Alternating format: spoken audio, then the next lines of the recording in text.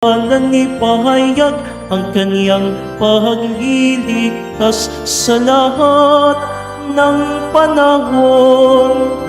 Magsiawit kayo sa Panginoon ng isang bagong awitin.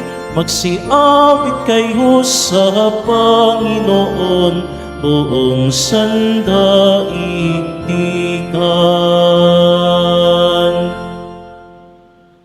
Sa ngala ng Ama at ng Anak at ng Espiritu Santo. Amen. Sumainyo ang Panginoon. At sumayuri. Mga kapatid, aminin po natin ang ating mga kasalanan upang marapat tayong gumanap sa banal na pagdiriwang.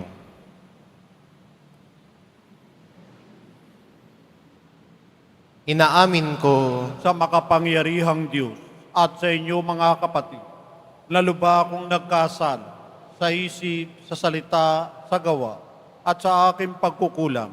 Kaya sinasamo ko sa mahal na Birheng Maria, sa lahat ng mga anghel at mga banal, at sa inyo mga kapatid, na ako'y panalangin sa Panginoong ating Diyos. kaawaan tayo ng makapangyarihan Diyos, patawarin tayo sa ating mga kasalanan, at patnubayan tayo sa buhay na walang hanggan.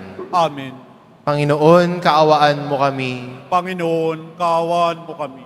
Kristo, kaawaan mo kami. Kristo, kaawaan mo kami. Panginoon, kaawaan mo kami. Panginoon, kaawaan mo kami. Manalangin tayo.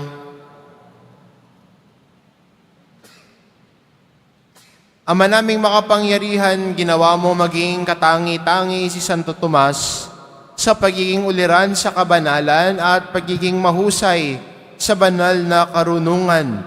Ipagkaloob mong ang itinuro niya ay aming matutuhan at ang kanyang ginawa ay aming magampanan sa pamamagitan ni Hesukristo kasama ng Espiritu Santo magpas sa walang hanggan. Amen. Maupo po tayo. Pagbasa mula sa sulat sa mga Hebreo. Mga kapatid, ang kautusan ay malabong anino lamang at hindi ganap na larawan ng mabubuting bagay na darating. Hindi ito nagpapabanal sa lumalapit sa Diyos sa pamamagitan ng mga haing inihahandog taon-taon. Kung napatawad na nga ang mga lumalapit sa Diyos sa pamamagitan ng ganitong mga handog, wala na sana silang aalalahanin tungkol sa kanilang mga kasalanan at hindi na kailangang maghandog pa.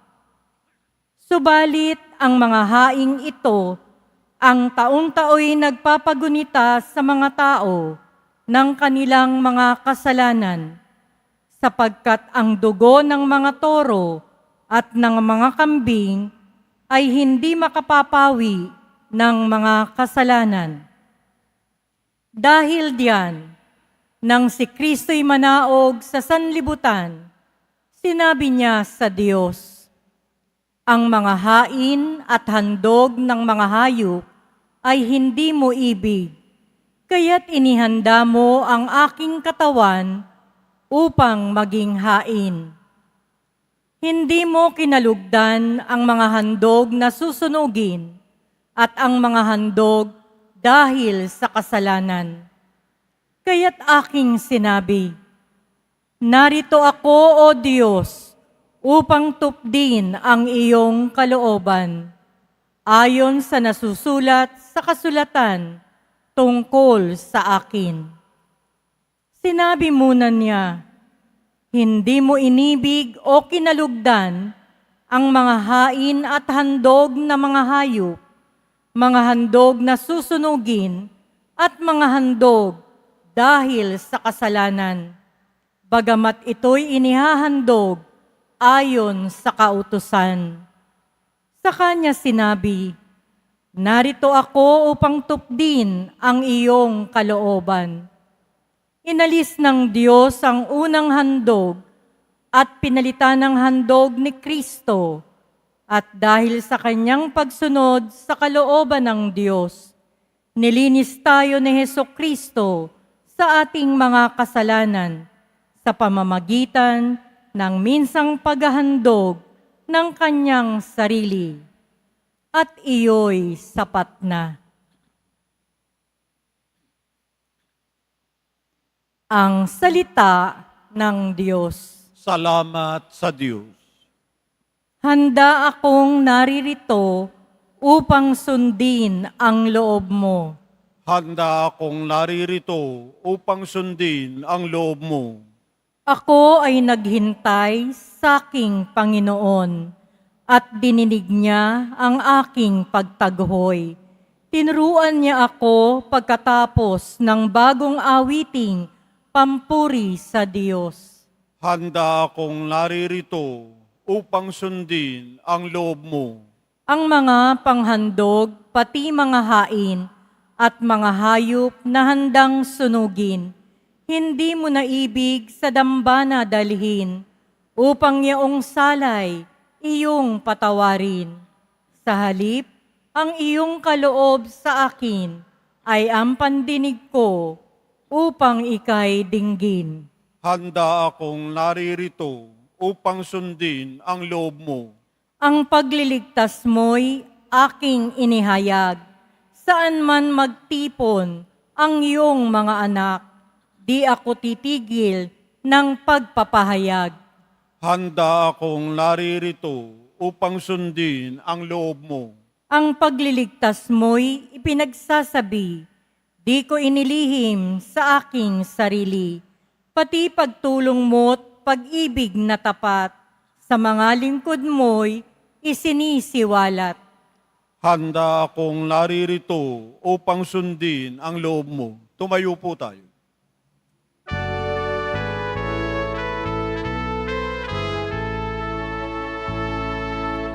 Alleluia, Alleluia,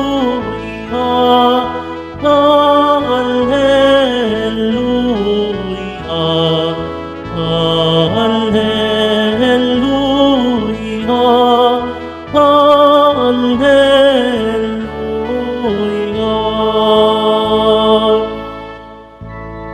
Papuri sa Diyos Amang, pagkat ipinahayag niya, hari siya ng mga abang. Alleluia, Alleluia, Alleluia, Alleluia.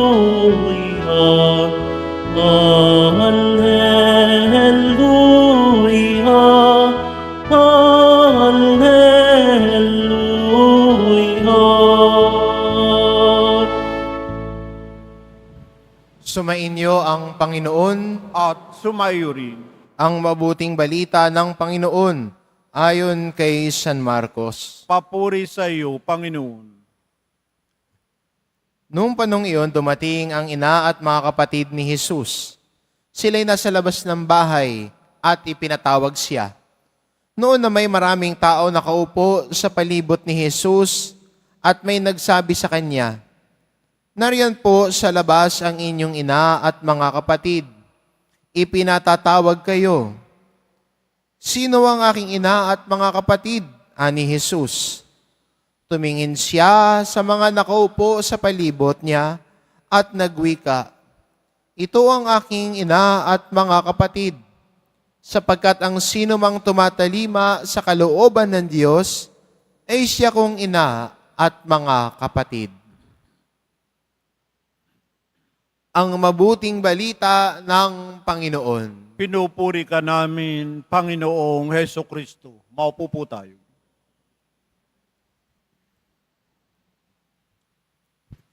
Magandang paanyaya sa atin ng ating mga pagbasa at lalo na ang ating ebanghelyo na sana tayo bilang mga Kristiyano at nagmamahal kay Jesus ay unang-una nakikinig sa Kanyang salita. At hindi ba ang ating pananampalataya ay nagmula sa pakikinig? Umusbong sa pakikinig. sa ating pakikinig, sa nagpapahayag sa atin, pagpapakilala sa atin kay Jesus, sa ating pakinig at pakikinig sa nag-anyaya sa atin, lumapit sa mahal na pong Jesus Nazareno. At yun ang nagsimula ng iyong debosyon at pagiging deboto. Nagsimula sa pakikinig. May nag-anyaya sa'yo. Siguro yung iba ay nagpasama sa iyo pumunta rito sa Quiapo. At doon nagsimula ang iyong debosyon. May sinamahan ka lang, ikaw at kasama nung kasinamahan mo ay naging deboto ni Jesus Nazareno. Nagsimula sa isang paanyaya na simula sa pakikinig. At ang paglago natin bilang mga Kristiyano at sa ating pananampalataya ay patuloy din nating pakikinig sa paanyaya ni Jesus na maririnig natin sa mga ebanghelyo. Ang patuloy na paanyaya ni Jesus na tumalikod sa kasalanan. Ang patuloy na paanyaya ni Jesus ng pagbabago ng buhay at sumunod sa Kanya. Ito na ngayon yung paanyaya ni Jesus sa iyo. Ngayon, pagkatapos ng mga narinig mo, pagkatapos ng pagpapahayag ng mabuting balita sa iyo, ano na ang gagawin mo? At sana, mula sa pakikinig, ito'y magdala sa atin sa pagtugon sa salita ng Diyos. Yung unang imbitasyon naman sa iyo, di ba? Na pumunta ng Quiapo o magdasal kay Jesus Nazareno, naging totoo yon dahil tumugon ka sa imbitasyon. Bumangon ka, tumayo ka sa kinauupuan mo, lumakad at bumiyahe papunta rito. At ganoon din sa ating buhay Kristiyano. Tinatawag tayo ni Jesus sa sumunod sa Kanya at nangungulugan din iyon ng pagtayo natin kung asan man tayo, tumayo kahit sa mga sitwasyon ng kasalanan natin at lumakad sa papanibago ng buhay natin. Yun ang imbitasyon ng Diyos sa atin ngayon. Kaya sinasabi ni Jesus, ang sino mang tumatalima sa kalooban ng Diyos ay siya kong ina at mga kapatid. At bilang deboto ni Jesus Nazareno, tayo iniimbitahan na maging mga kapatid niya. Tumalima sa nais niya, sumunod sa Kanya. Kaya, kung gusto mong lumalim at lumago ang debosyon mo, sumunod kay Jesus. Makinig sa Kanyang salita, panibaguhin ang buhay natin. Sa araw na ito, pinagdiriwang ho natin ang kapistahan ni Santo Tomas. Si Santo Tomas de Aquino, Saint Thomas Aquinas. At ang buhay niya ay itinalaga niya para akayin tayo, mga Kristiyano, na matuklasan si Jesus. Mas maunawaan natin ang pananampalataya natin. At sinasabi niya, mas may kabuluhan ang pananampalataya natin kung nauunawaan natin ang ginagawa natin, kung nauunawaan natin ang sinasampalatayanan natin. Kaya maganda rin, no, para sa atin bilang Kristiyano, sa paglago ng pananampalataya natin, ay nauunawaan natin bakit ka deboto. Naunawaan natin bakit ka sumusunod kay Jesus. Malinaw sa iyo yun. Sana ang hindi mo nasagot, sinama ako dati eh. Sana ang sagot mo na, dahil natagpuan ko ang katotohanan. Dahil natagpuan ko si Jesus. Dahil nakita ko ang anak ng Diyos. Kaya narito ako paulit-ulit na bumabalik.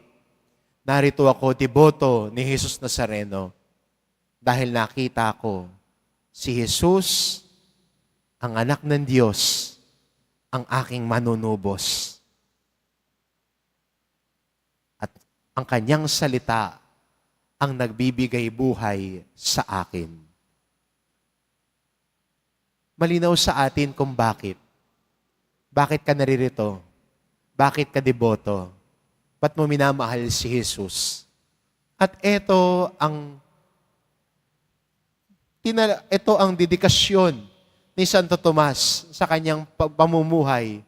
Ipakilala sa atin sino si Jesus.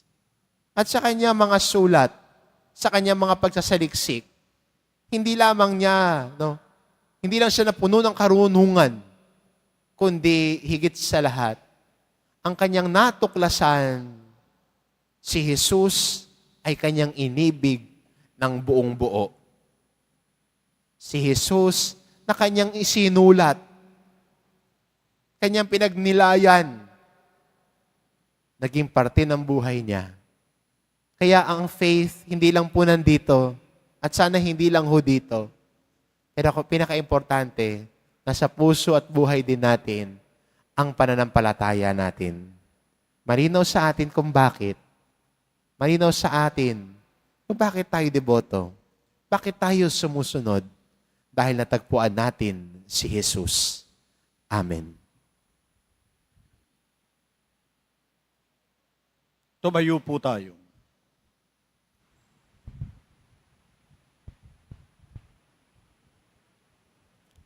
Minamahal ko mga kapatid, ang mensahe ng kaligtasan ni Jesus at ang kanyang buhay ay ating pamantayan ng paghahanap sa kalooban ng Diyos. Manalangin tayo sa ating Diyos Ama upang tumalima at mamuhay tayo sa kanyang mga aral. Ang ating itugon, gawin mo kaming mga lingkod ng iyong kalooban. Gawin mo kaming mga lingkod ng iyong kalooban. Ang simbahan naway mamuhay sa diwa ng Ebanghelyo at laging hanapin ang kalooban ng Diyos. Manalangin tayo. Gawin mo kaming mga lingkod ng iyong kalooban. Ang ating pananampalataya naway mapalalim natin sa pamamagitan ng ating paglilingkod sa mga dukha, may kapansanan at mga mahihina. Manalangin tayo. Gawin mo kaming mga lingkod ng iyong kalooban. Tayong lahat naway maging mga tunay na miyembro ng pamilya ng Diyos sa pagiging tapat sa kalooban ng Amang nasa langit. Manalangin tayo. Gawin mo kaming mga lingkod ng iyong kalooban. Ang salita ng Diyos naway gawin nating buhay sa pamamagitan ng pagsasabuhay nito sa lahat ng pagkakataon. Manalangin tayo. Gawin mo kaming mga lingkod ng iyong kalooban. Ang mga namatay naway makatanggap ng walang hanggang liwanag at walang hanggang kapahingahan. Manalangin tayo. Gawin mo kaming mga lingkod ng iyong kalooban. Sa ilang sandali ng katahimikan, ating ipanalangin ang iba pang mga pangangailangan ng ating pamayanan, gayon din mga intensyon na iniaalay sa ating misa sa araw na ito at isama rin natin ang ating pansariling kahilingan.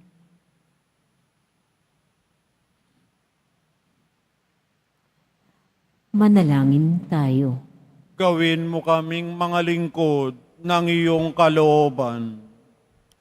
Panginoon, gawin mo kaming karapat-dapat na maging bahagi ng iyong pamilya sa pamamagitan ng aming buhay pananampalataya na ipinahahayag ng aming mabubuting gawain. Hinihiling namin ito sa pamamagitan ni Kristong aming Panginoon. Amen. Maupo po tayo.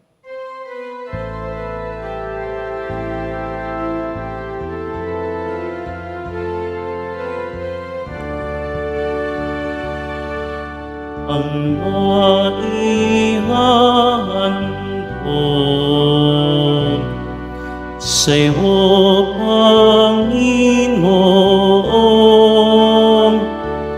ang tinapay at alak na sa aming kamay. Sa iyong kabutihan, aming ihaalay ang tinapay at alak kisat ng aming buhay.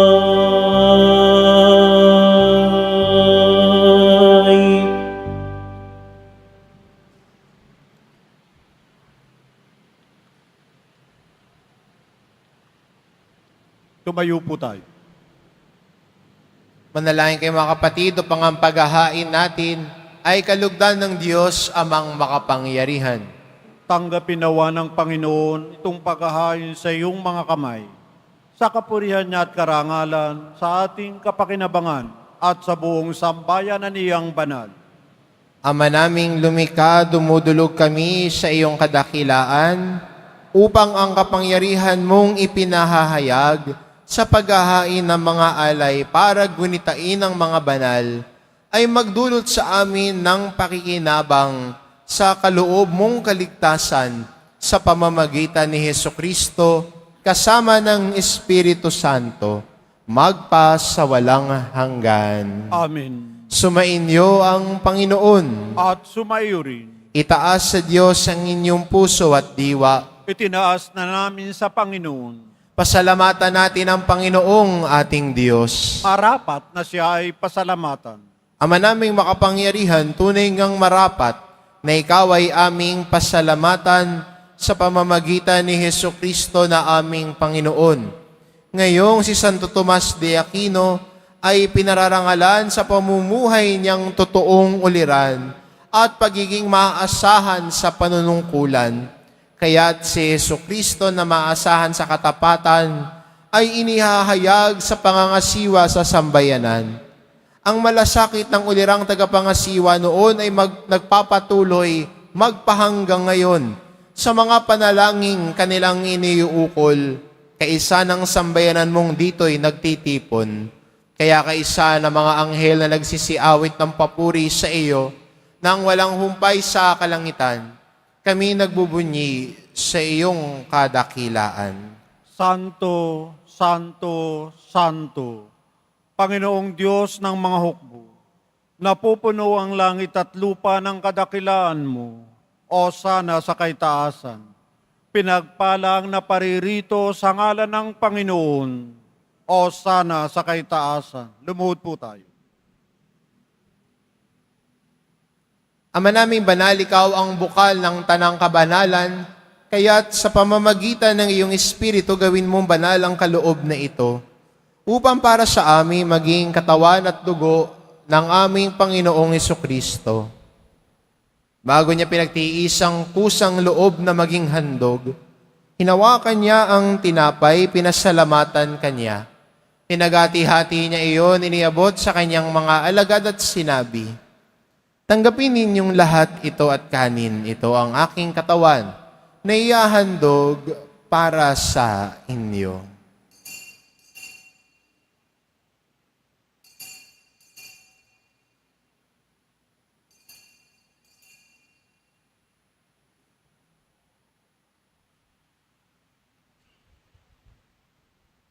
Gayon din naman na matapos ang hapunan, ninawakan niya ang kalis, muli kanyang pinasalamatan. Iniabot niya ang kalis sa kanyang mga alagad at sinabi, "Tanggapin ninyong lahat ito at inumin ito ang kalis ng aking dugo, nang bago't walang hanggang tipan.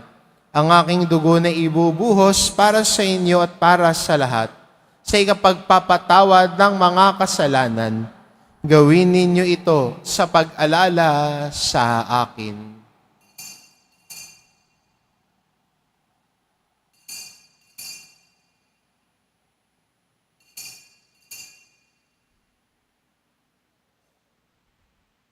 Tumayo po tayo. Ipagbunyi natin ang misteryo ng pananampalataya. Si Kristo'y namatay, si Kristo'y nabuhay, si Kristo'y babalik sa wakas ng panahon. Ama, ginagawa namin ngayon ang pag-alala sa pagkamatay at muling pagkabuhay ng iyong anak. Kaya't inaalay namin sa iyo ang tinapay na nagbibigay buhay at ang kalis na nagkakaloob ng kaligtasan. Kaming nagpapasalamat dahil kami iyong minarapat na tumayo sa harap mo para maglingkod sa iyo. Isinasamo namin kaming magsasalo-salo sa katawan at dugo ni Kristo ay mabuklod sa pagkakaisa sa pamamagitan ng Espiritu Santo. Ama, lingapin mo ang iyong simbahang laganap sa buong daigdig. Puspusin mo kami sa pag-ibig, kaisa ni Francisco na aming Papa at ni Jose na aming Obispo at ng Tanang Kaparian. Alalahanin mo rin ang mga kapatid naming nahimlay na may pag-asang sila'y muling mabubuhay, gayon din ang lahat ng mga pumanaw. Kaawaan mo sila at patuloyin sa iyong kaliwanagan.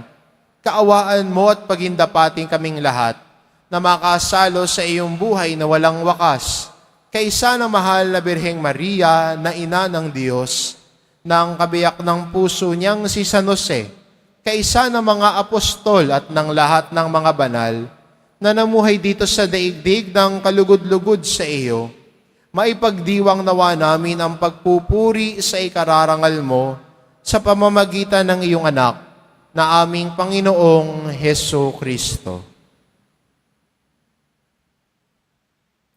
Sa pamamagitan ni Kristo kasama niya at sa Kanya, ang lahat ng parangal at papuri ay sa iyo, Diyos amang makapangyarihan, kasama ng Espiritu Santo, magpa sa walang hanggan. Amen. Sa tagubilin ng mga nakagagaling na utos at turo ni Jesus na Panginoon natin at Diyos, ipahayag po natin ng lakas loob.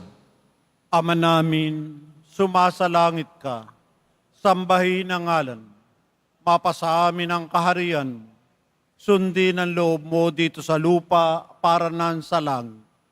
Bigyan mo kami ngayon ng aming kakanin sa araw-araw at patawarin mo kami sa aming mga sala para ng pagpapatawad namin sa nagkakasala sa amin. At huwag mo kaming ipahintulot sa tukso at iadya mo kami sa lahat ng masama. Hinihiling namin kami adya sa lahat ng masama, pagkalooban ng kapayapaan araw-araw. Iligtas sa kasalanan at ilayo sa lahat ng kapahamakan. Samantalang aming pinananabikan ang dakilang araw ng pagpapahayag ng tagapagligtas naming si Heso Kristo. Sapagkat iyo ang kaharian at ang kapangyarihan at ang kapurihan, magpakailanman. Amen. Panginoong Kristo, sinabi mo sa iyong mga apostol, kapayapaan ang iniiwan ko sa inyo, ang aking kapayapaan ang ibinibigay ko sa inyo. Tungayan mo ang aming pananampalataya at huwag ang aming pagkakasala. Pagkalooban mo kami ng kapayapaan at pagkakaisa, ayon sa iyong kalooban, kasama ng Espiritu Santo, magpa sa walang hanggan. Amen. Ang kapayapaan ng Panginoon ay laging sumainyo. At sumaiyuri. Magbigayan kayo ng kapayapaan sa isa't isa.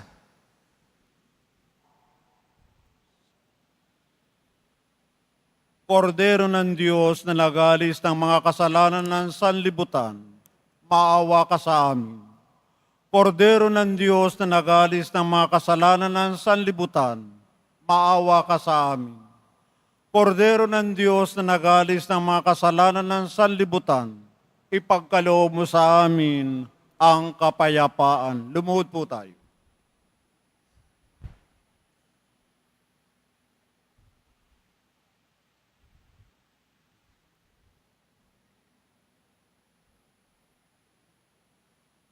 Itong kordero ng Diyos, ito nag-aalis ng kasalanan ng sanlibutan. Mapalad ng mga inaanyayahan sa kanyang piging.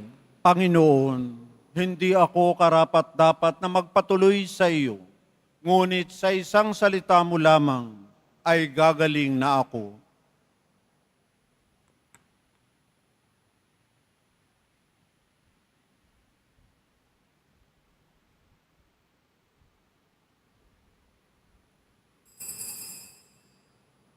Para sa lahat ng tatanggap ng banal na komunyon, sasagot po tayo ng amin. Pagkasabi ng pari o ng lay minister ng katawan ni Kristo at isubo agad sa bibig bago umalis sa harapan ng pari o lay minister. Sumunod po tayo.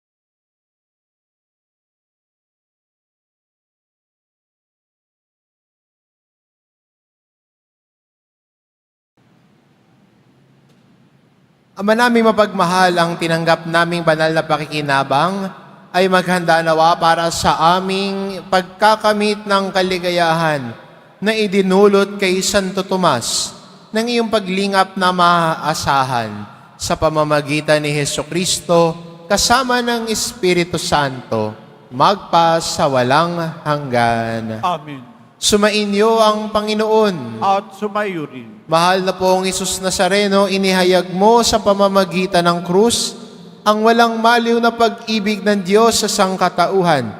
Pakinggan mo ang kahilingan lalo na para sa mga nangangailangan ng iyong tulong at awa. Makamtanawa namin ang iyong kasagutan na may utang na loob na tinatanaw. Basbasan din po ninyo itong mga imahin at dasalan upang lalo kaming manalangin at magtiwala sa pamamagitan ng bendisyon na ito, naway lalo kaming maging mapaglingkod, masunurin at tapat sa iyo na aming malwalhating Panginoon, magpa sa walang hanggan. Amen. At pagpalain kayo ng ating mapagmahal na Diyos, ang Ama at ang Anak at ang Espiritu Santo. Amen. Umayo kayo, taglay ang kapayapaan ng poong Jesus Nazareno. Salamat sa Diyos.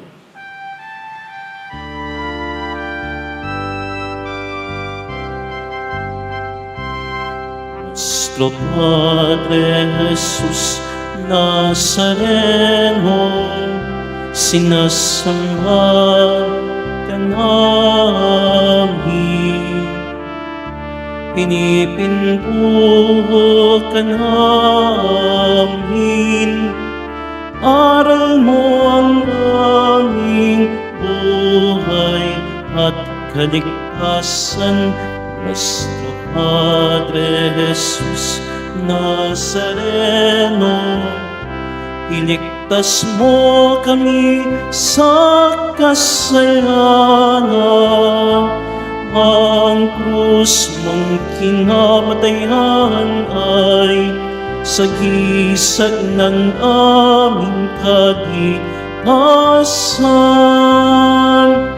Nuestro Padre Jesus Nazareno, dinarangan ka namin. Nuestro Padre Jesus Nazareno, nilulwalhati ka namin.